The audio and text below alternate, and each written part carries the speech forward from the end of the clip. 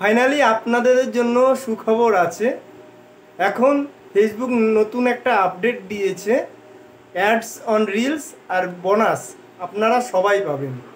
Check করুন, আপনার স্ক্রিনশটটা দিচ্ছি, আপনারা দেখে নিন আপনারাও পেয়েছেন কিনা।